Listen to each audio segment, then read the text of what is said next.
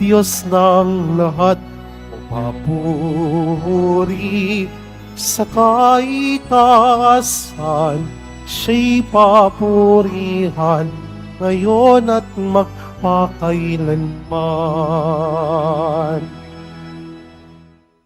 Simulan natin ang ating banal na pagdiriwang sa ngalan ng Ama at ng Anak at ng Espiritu Santo. Amen. Ang pagpapala ng ating Panginoong Hesukristo, ang pag-ibig ng Diyos Ama, at ang pakikipagkaisa ng Espiritu Santo naway sumainyong lahat.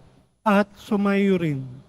Mga kapatid, aminin natin ang ating mga kasalanan upang tayo ay maging marapat gumanap sa banal na pagdiriwang. Inaamin ko Sa makapangyarihan Diyos at sa inyong mga kapatid, na lubha ako nagkasala sa isip, sa salita at sa gawa, at sa aking pagkukulang. Kaya isinasamo ko sa mahal na Biring Maria, sa lahat ng mga anghel at mga banal, at sa inyong mga kapatid, na ako'y panalangin sa Panginoong ating Diyos. Kaawaan tayo na makapangyarihang Diyos, patawarin tayo sa ating mga kasalanan at patnubayan tayo sa buhay na walang hanggan. Amen. Panginoon, kaawaan mo kami. Panginoon, kaawaan mo kami. Kristo, kaawaan mo kami. Kristo, kaawaan mo kami. Panginoon, kaawaan mo kami. Panginoon, kaawaan mo kami.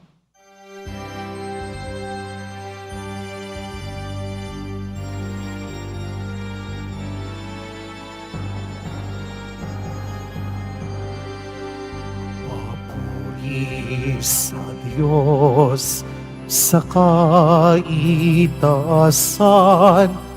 at sa lupa'y kapayapaan sa mga taong kinalulugdan niya. Pinupuri ka namin, dinarangal ka namin, sinasamba ka namin, ipinagbubunyi ka namin, pinasasalamatan ka namin, dahil sa dakila mong angking kapurihan. Panginoong Diyos, Hari ng langit, Diyos amang makapangyarihan sa lahat. Panginoong Hesukristo, bugtong na anak, Panginoong Diyos, Kordero ng Diyos, anak ng Ama. Ikaw na nag-aalis ng mga kasalanan ng sanlibutan,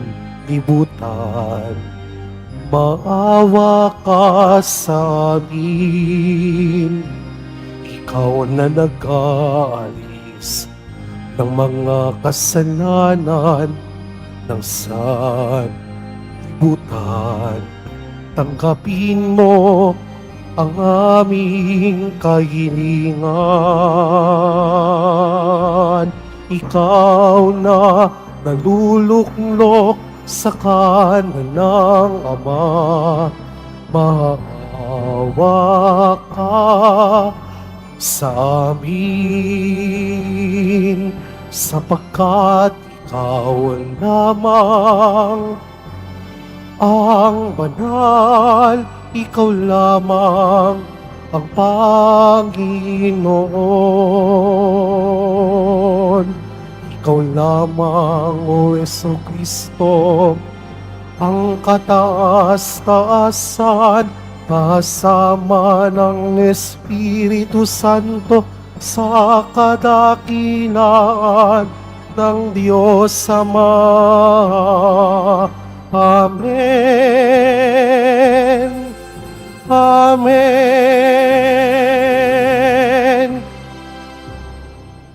Manalangin tayo. Ama naming makapangyarihan, loobin mong aming maipagdiwang ang kapistahan ni Apostol Santo Tomas, upang matuwangan niya kami sa pagdalangin kami magkamit ng buhay sa ngalan ng kanyang kinikilalang Panginoon na si Jesucristo, kasama ng Espiritu Santo, magpasawalang hanggan. Amen. Magsiupo muna ang lahat. Pagbasa mula sa sulat ni Apostol San Pablo sa mga taga-Efeso. Mga kapatid, hindi na kayo dayuhan o taga-ibang bansa, kundi kababayan na mga hinirang ng Diyos at kabilang sa kanyang sambahayan. Kayo'y itinayo rin sa saligan ng mga apostol at mga propeta, na ang batong panulukan ay si Kristo Jesus. At sa pamamagitan niya, nagkakaugnay-ugnay ang bawat bahagi ng gusali at nagiging isang templong banal. Dahil din sa inyong pakikipag-isa sa Kanya, kayong may kasama nilang naging bahagi ng tahanan ng Diyos sa pamamagitan ng Espiritu. Ang salita ng Diyos. Salamat sa Diyos. Humayot dalhin sa tanan, mabuting balitang aral. Humayot dalhin sa tanan, mabuting balitang aral. Purihin ang poon, dapat na purihin ng lahat ng bansa. Siya ay purihin ng lahat ng tao sa balat ng lupa. Humayot dalhin sa tanan, mabuting balitang aral. Pagkat ang pag-ibig na ukol sa ati dakila at wagas, at ang katapatan niya'y walang wakas. Humayot dalhin sa tanan, mabuting balitang aral. Magsitayo na po ang lahat.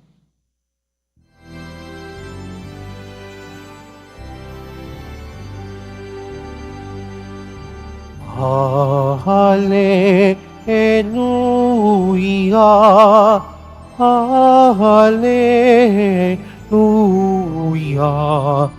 Hallelujah,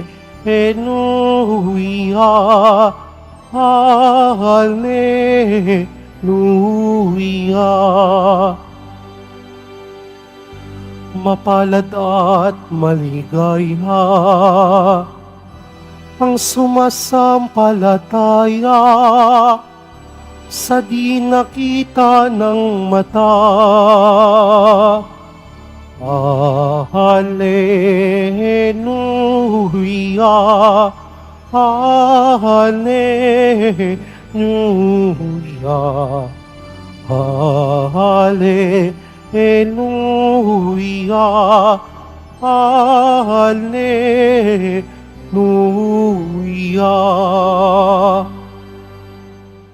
Sumainyo ang Panginoon. At sumayo rin. Ang mabuting balita ng Panginoon ayon kay San Juan. Papuri sa iyo, Panginoon. Si Tomas na tinuguri ang kambal, isa sa 12, ay hindi nila kasama nang dumating si Jesus. Kaya't sinabi sa kanya ng ibang alagad, "Nakita namin ang Panginoon." Sumagot si Tomas, "Hindi ako maniniwala hanggat hindi ko nakikita ang butas ng pako sa kanyang mga kamay at naisusuot dito ang aking daliri at hanggat hindi ko naipapasok ang aking kamay sa kanyang tagiliran." Makalipas ang 8 araw, muling nagkatipon sa loob ng bahay ang mga alagad. Kasama na nila si Tomas. Nakapinid ang mga pinto, ngunit pumasok si Jesus at tumayo sa gitna nila. Sinabi niya, "Sumainyo ang kapayapaan." Saka sinabi kay Tomas, "Tingnan mo ang aking mga kamay at ilapit dito ang iyong mga daliri. Ipasok mo ang iyong kamay sa aking tagiliran. huwag ka nang mag-alinlangan, maniwala ka na. Sumagot si Tomas, Panginoon ko at Diyos ko. Sinabi sa kanya ni Jesus, naniniwala ka ba sapagkat nakita mo ako? Mapapalad ang mga naniniwala kahit hindi nila ako nakita. Ang mabuting balita ng Panginoon. Pinupuri ka namin, Panginoong Kristo. Magsiupo muna tayong lahat. Welcome po sa Minor Basilica and National Shrine of Jesus Nazareno at magandang umaga sa inyong lahat. Mga kapatid, ngayon pinagdiriwang natin ang kapistahan ni Santo Tomas. Naranasan nyo na ba na ibigay ang inyong buong pagtitiwala sa isang tao, pero sa huli, nabigo ka pa rin?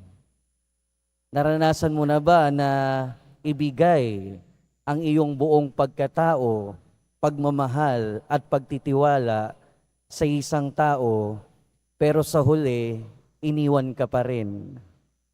Kung oo yung sagot nyo, nakaka-relate kayo kay Santo Tomas. Kasi akala niya ganon yung nangyari. Madalas, naririnig natin at nakikilala natin si Santo Tomas bilang nagdududang Tomas. Pero ang totoo niyan, hindi naman talaga laging nagdududa si Santo Tomas. Ang totoo niyan, sa lahat ng mga apostol, isa siya sa may napakalalim na pananampalataya at paniniwala sa ating Panginoong Hesukristo. Kaya nga, may isang pagkakataon na talagang ready na siya na mamatay kasama ng ating Panginoong Hesukristo. Ang lalim talaga ng kanyang pananampalataya. Kaya lang, nung panahon na yon, hindi pa naman talaga naiintindihan ni Tomas na kailangang magbata ng hirap at mamatay sa krus ang Mesiyas. Kaya ang nangyari, yung tao na pinagbuhusan niya ng kanyang pananampalataya at pagtitiwala ay biglang namatay. Kaya ang akala niya, ang nangyari, nung namatay ang ating Panginoong Jesucristo, namatay din yung bahagi ng pananampalataya ni Tomas. Ibig sabihin, nagkaroon o nasugatan ng hindi pagpapaniwala ang kanyang pananampalataya. His faith was wounded by unbelief. Pero pagkatapos ng 1 linggo, 8 araw, bumalik si Jesus at nakita na siya ni Tomas. At naipahayag yung pinakamalalim na pananampalataya nung sinabi ni Tomas na, Panginoon ko at Diyos ko. At sa buong New Testament, sa buong Bagong Tipan, si Tomas lang ang nakapagsabi directly na ang ating Panginoong Hesus ay Diyos. Sabi kasi ng iba, no, nagulat lang siya. Parang napasabi niya, oh my God. Pero hindi. Ito ay pagpapahayag ng malalim at tunay na pananampalataya. At ano yung tinuturo ng buhay ni Tomas sa atin? Unang-una, matuto tayo sa pagkakamali ni Tomas. Saan ba siya nagkamali? Nagkamali siya dahil umalis siya. Nagkamali siya dahil lumayo siya. At paalala ito sa atin na bilang tagasunod ng ating Panginoong Hesukristo, huwag na huwag tayong lalayo sa tabi ng ating Panginoon. At pag sinabi nating disipulo, lahat tayo ay disipulo, lahat tayo ay tagasunod. At ang ibig sabihin ng tagasunod ng ating Panginoon ay hindi humihiwalay sa kanyang Panginoon. Kung nasaan ang Panginoon, dapat nandun din ang disipulo. Kung nasaan ang ating Panginoon, dapat nandun din tayo. Kaya tanungin natin yung ating sarili. Kapag ka ba tayo broken-hearted? Kapag ka ba tayo may pinagdadaanan? Kapag ka tayo merong pag-aalinlangan, kanino tayo pumupunta?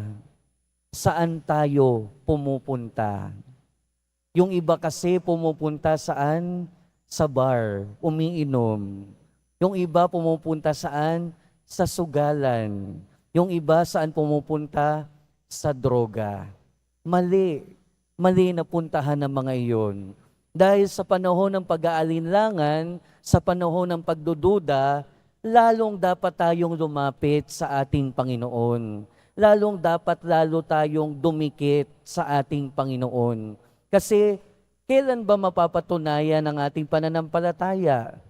Kailan ba tayo magkakaroon talaga ng pananampalataya? Sa panahon ba na madaling sumampalataya? Hindi. Sa panahon ng pag-aalinlangan.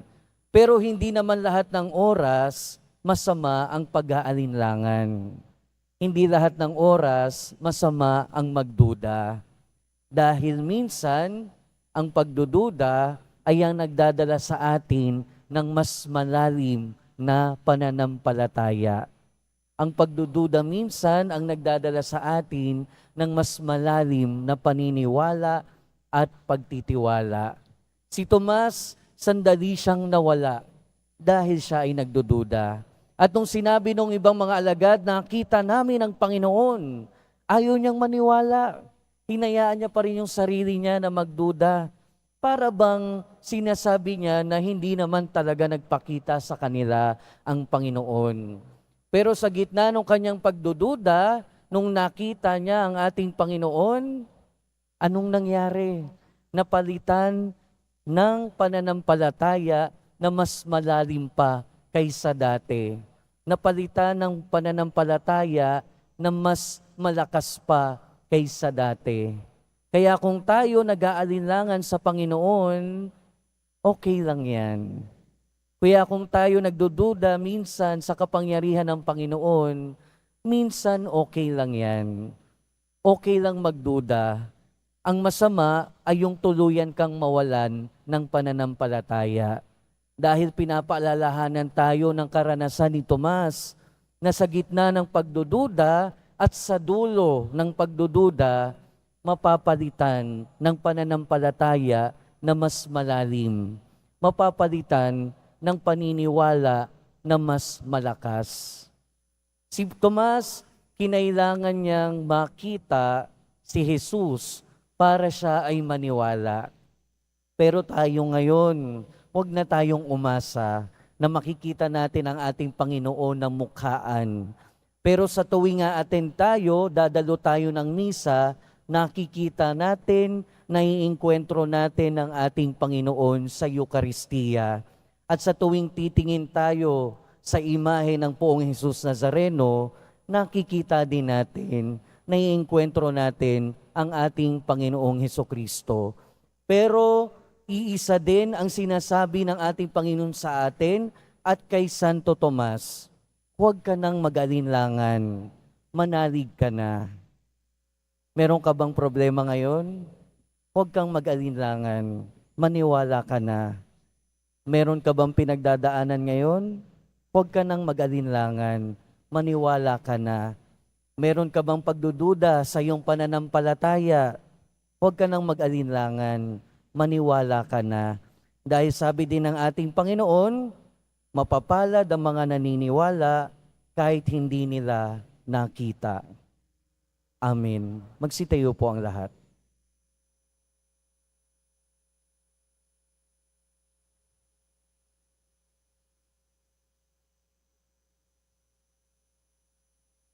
Minamahal kong mga kapatid, Tulungan mo kami sa aming kahinaan.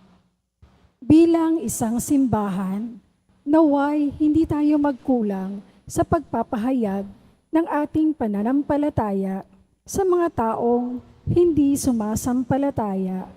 Manalangin tayo. Panginoon, tulungan mo kami sa aming kahinaan.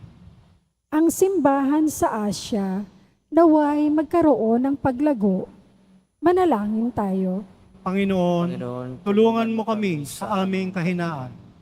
Ang mga nakalugmok sa pagiging makasalanan at kawalan ng pananampalataya, naway mapangibabawan ang kanilang pag-aalinlangan at yakapin ang tunay na pananampalataya. Manalangin tayo. Panginoon, tulungan mo kami sa aming kahinaan.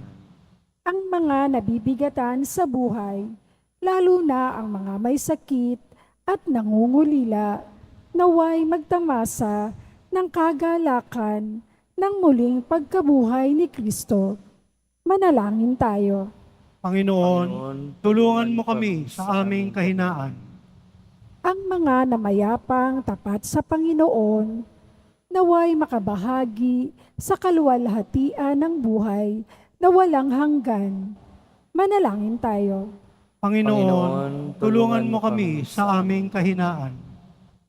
Ama, sa pagluhog namin sa iyo ng aming mga kahilingan, palalimin mo ang aming pananampalataya upang tulad ni Santo Tomas, ibigin at sambahin namin ang iyong anak na nabubuhay at nagahari magpasawalang hanggan. Amen. Magsiupo muna ang lahat.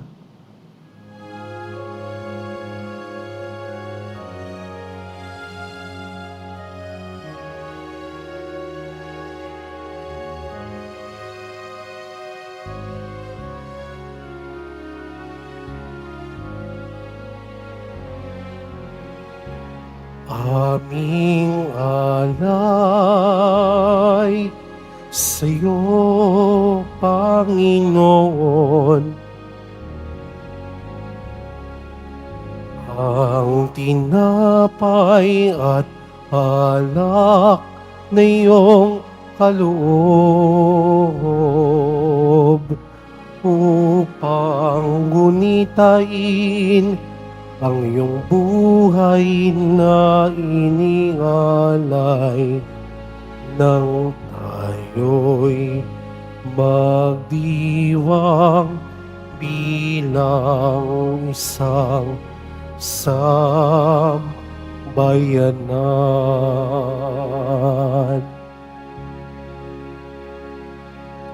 Magsitayo na po ang lahat. Manalangin kayo mga kapatid upang ang paghahain natin ay kalugdan ng Diyos amang makapangyarihan. Tanggapin nawa ng Panginoon itong paghahain sa iyong mga kamay, sa kapurihan niya at karangalan, sa ating kapakinabangan at sa buong sambayan niyang banal.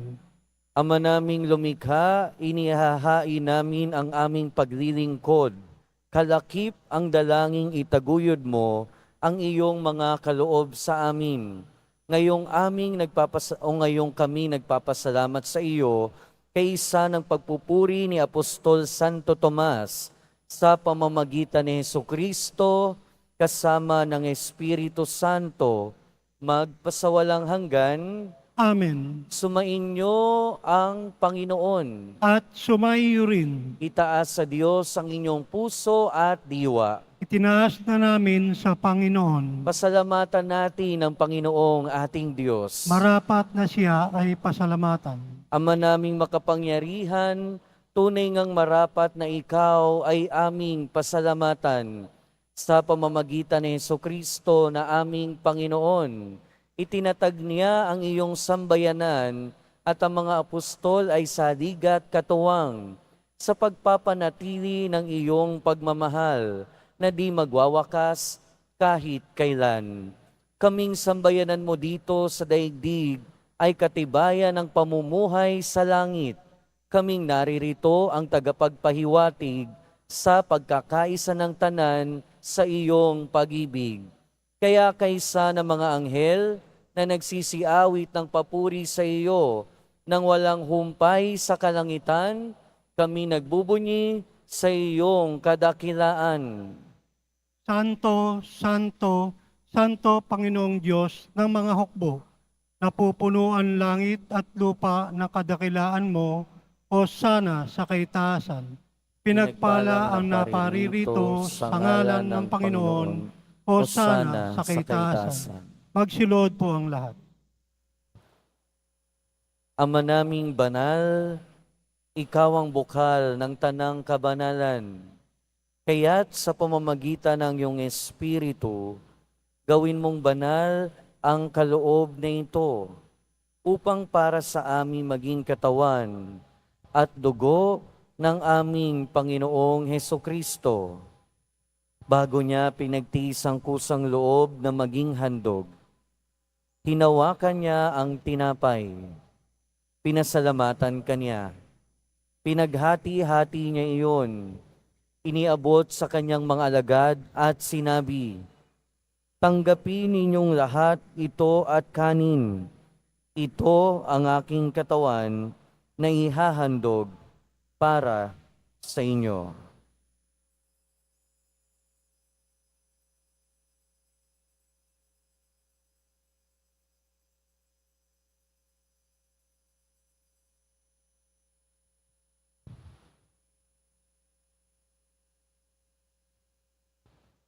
Gayon din naman noong matapos ang hapunan, hinawakan niya ang kalis, muli kanyang pinasalamatan. Iniabot niya ang kalis sa kanyang mga alagad at sinabi, "Tanggapin ninyong lahat ito at inumin. Ito ang kalis ng aking dugo, ng bago at walang hanggang tipan. Ang aking dugo na ibubuhos para sa inyo at para sa lahat, sa ikapagpapatawad ng mga kasalanan. Gawin ninyo ito sa pag-alala sa akin."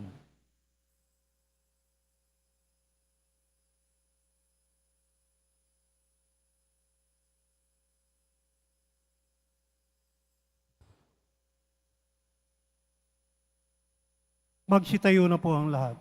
Ipagbunyi natin ang misteryo ng pananampalataya. Si Kristo'y namatay, si Kristo'y nabuhay, si Kristo'y babalik sa wakas ng panahon. Ama, ginagawa namin ngayon ang pag-alala sa pagkamatay at muling pagkabuhay ng iyong anak. Kaya tiniaalay namin sa iyo ang tinapay na nagbibigay buhay at ang kalis na nagkakaloob ng kaligtasan.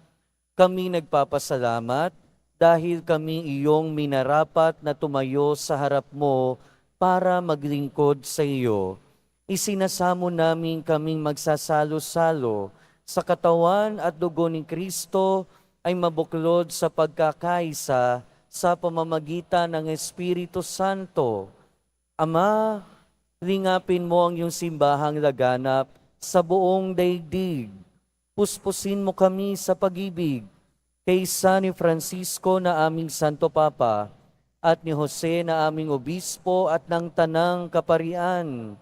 Alalahanin mo rin ang mga kapatid naming nahimlay nang may pag-asang sila'y muling mabubuhay, gayon din ang lahat ng mga pumanaw, lalo na si Hernando.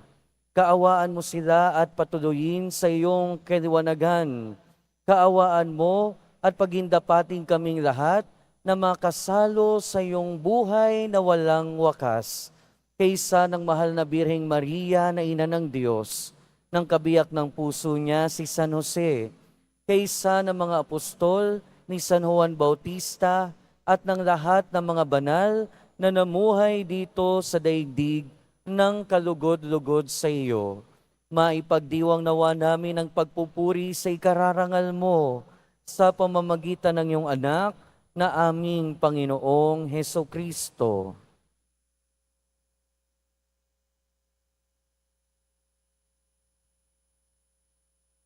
Sa pamamagitan ni Kristo, kasama niya at sa Kanya, ang lahat ng parangal at papuri ay sa iyo, Diyos amang makapangyarihan, kasama ng Espiritu Santo, magpasawalang hanggan.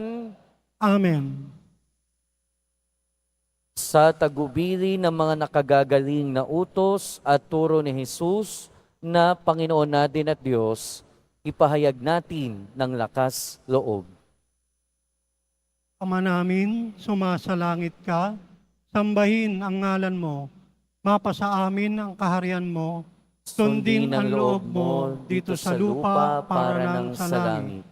Bigyan mo kami ngayon ng aming kakanin sa araw-araw, at patawarin mo kami sa aming mga sala, para ng pagpapatawad namin sa nagkakasala sa amin.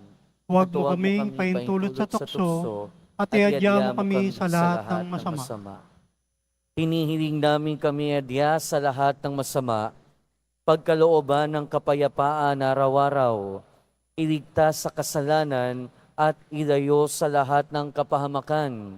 Samantalang aming pinananabikan ang dakilang araw ng pagpapahayag ng tagapagligtas naming si Heso Kristo.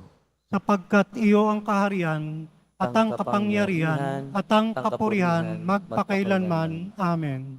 Panginoong Hesukristo, sinabi mo sa iyong mga apostol, kapayapaan ang iniiwan ko sa inyo. Ang aking kapayapaan ang ibinibigay ko sa inyo. Tunghayan mo ang aming pananampalataya at huwag ang aming pagkakasala. Pagkalooban mo kami ng kapayapaan at pagkakaisa ayon sa iyong kalooban, kasama ng Espiritu Santo, magpasawalang hanggan. Amen. Ang kapayapaan ng Panginoon ay laging sumainyo. At sumayo rin. Magbigayan kayo ng kapayapaan sa isa't isa.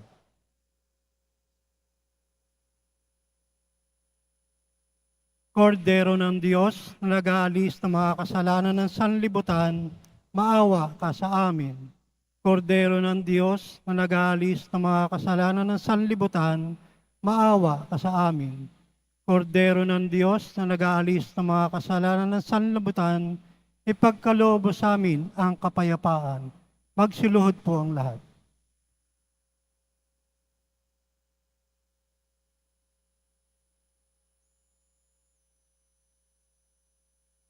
Ito ang kordero ng Diyos.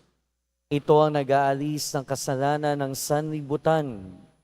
Mapalad ang mga inaanyayahan sa kanyang piging. Panginoon, hindi ako karapat-dapat na magpatuloy sa iyo, ngunit sa isang salita mo lamang ay gagaling na ako.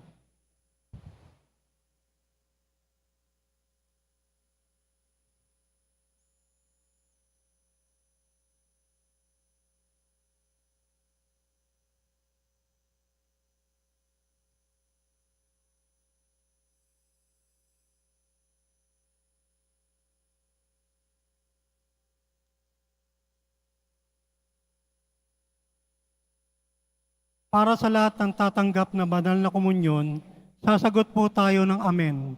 Pagkasabi ng pari o ng lay minister ng katawan ni Kristo at isubo agad sa bibig bago umalis sa harapan ng pari o lay minister. Sumunod po tayo.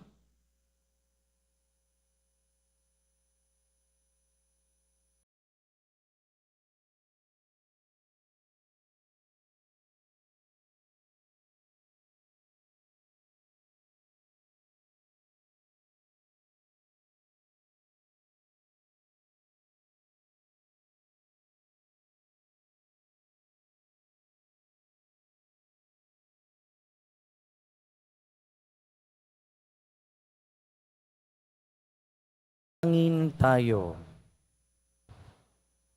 Ama naming mapagmahal, ngayong kami nagsalo sa katawan ng bugtong na anak mo, mapanaligan nawa namin siya kaisa ni Apostol Santo Tomas.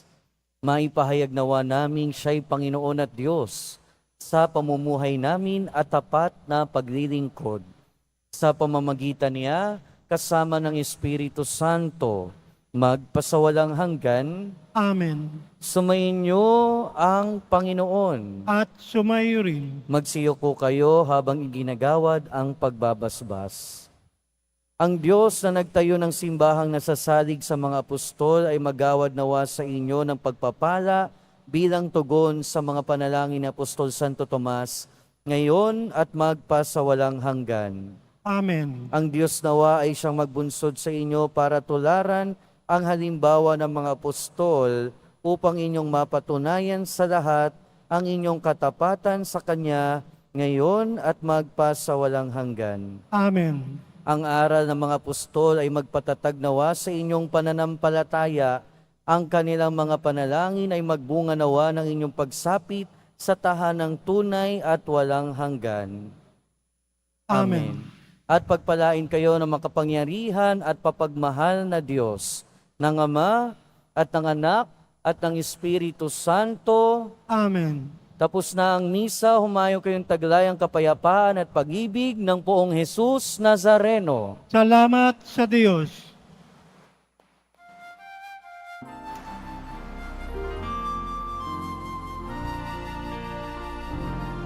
Nuestro Padre Jesus Nazareno, sinasamba ka namin. Pinihintuho ka namin. Aral mo ang aming buhay at kaligtasan. Nuestro Padre Jesus Nazareno, ligtas mo kami sa kasalanan. Ang krus mong pinamatayan ay sagisag ng aming kaligtasan. Nuestro Padre Jesus Nazareno, dinarangal ka namin. Nuestro Padre Jesus Nazareno, walhati ka namin. Nuestro Padre Jesus Nazareno, dinarangal ka namin. Nuestro Padre Jesus Nazareno, luwalhati ka namin.